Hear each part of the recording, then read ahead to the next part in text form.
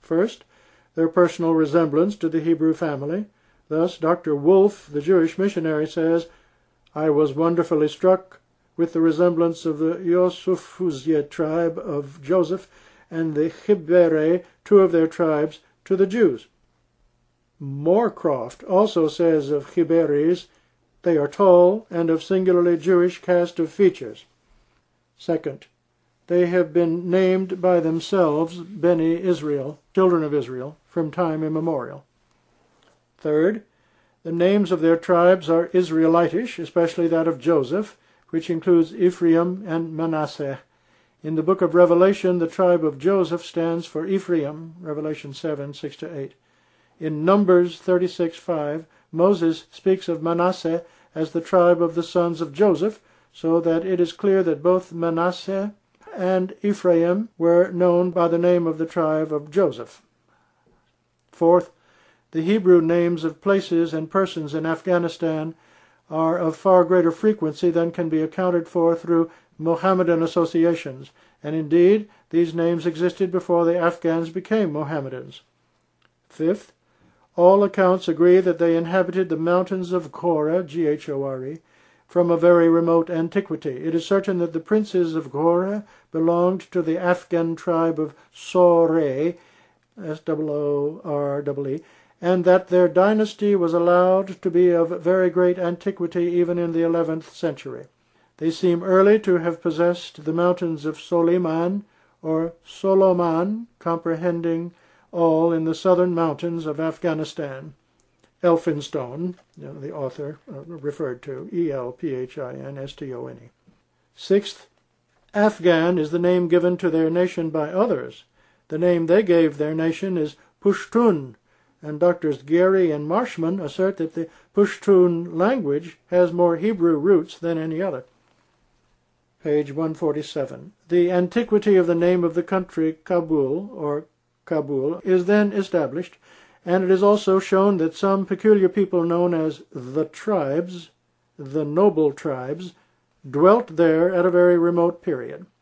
There is, therefore, good evidence that the present inhabitants of Kabul may be justified in asserting that from the earliest period of history they and their ancestors have occupied Kabul, and that from time immemorial they have been known as the tribes. That is to say, Israelitish tribes, such as they now assume themselves to be. According to Sir W. Jones, the West Persian authorities agree with them in their account of their origin, and resident and competent authorities, such as Sir John Malcolm and the missionary Mr. Chamberlain, after full investigation, assure us that many of the Afghans are undoubtedly of the seed of Abraham. Josephus Flavius, Antiquities, translated by Jewish W. M. Whitson, Hurst, Rees, Orman, Brown, published, London. What, do you stretch your hopes beyond the river Euphrates? Do any one of you think that your fellow tribes will come to your aid out of Adiabene? Besides, if they would, the Parthians would not permit them. Volume XI, Part V, that would be 5:11:5, page 2.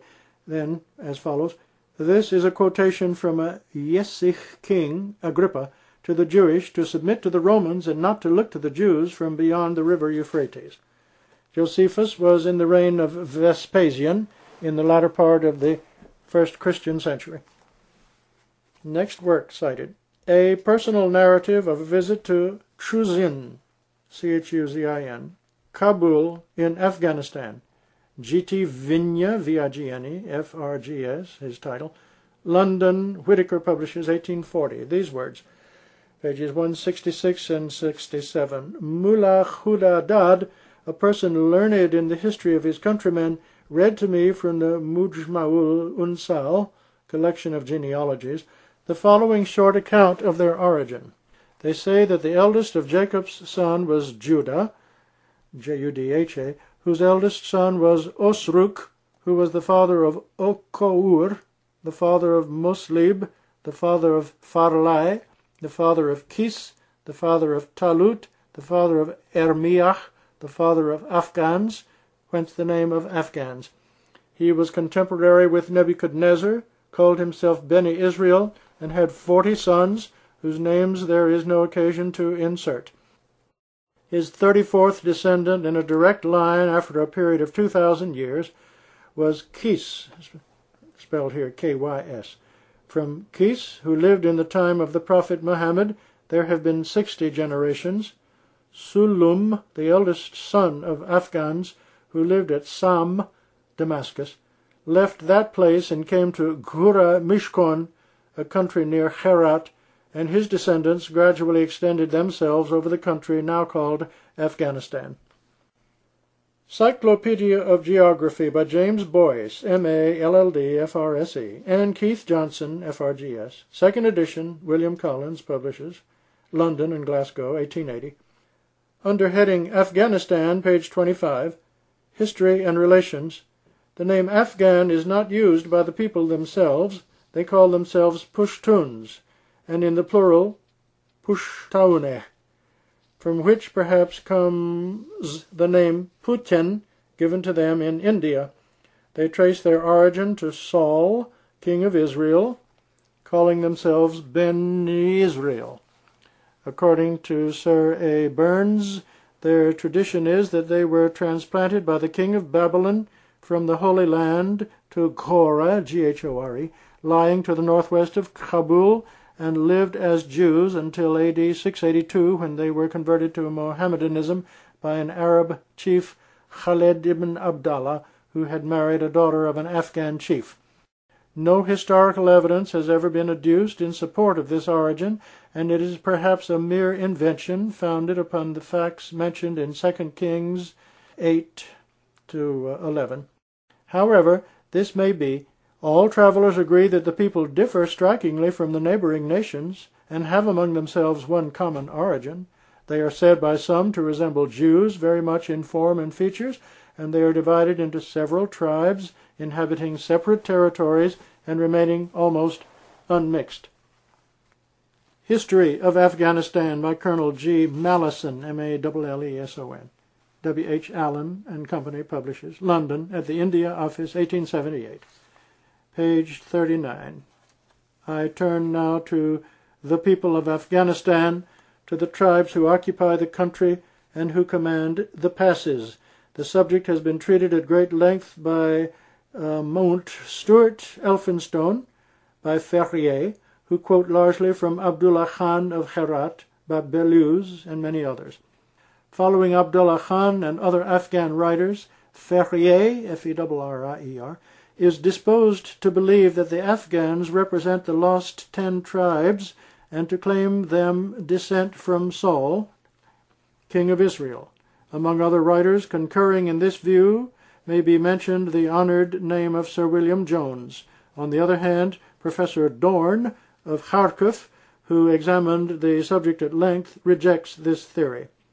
Mount Stuart Elphinstone classes it in the same category as the theory of the descent of the Romans from the Trojans.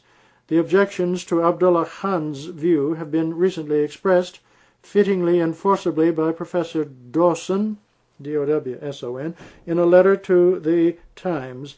If, writes that gentleman, it were worthy of consideration, it is still inconsistent with the notion that the Afghans are descendants of the lost 10 tribes. Saul was of the tribe of Benjamin, and that tribe was not one of the lost 10. There remains the question of features. This, no doubt, has its weight, but cannot prevail against the more important question of language. Professor Dawson then proceeds to show that the Afghan language has no trace of Hebrew in it, and concluded by pronouncing the supposition that in the course of time the whole Afghan race could have changed their language as, quote, too incredible. Finally, L.P. Ferrier, History of the Afghans, translated by W.M. Jesse, John Murray, London, 1858. Page 4. When Nadir Shah, marching to the conquest of India, arrived at Peshawar, the chief of the tribe of Yusuf Ziez presented him with a Bible written in Hebrew and several other articles that had been used in their ancient worship and which they had preserved.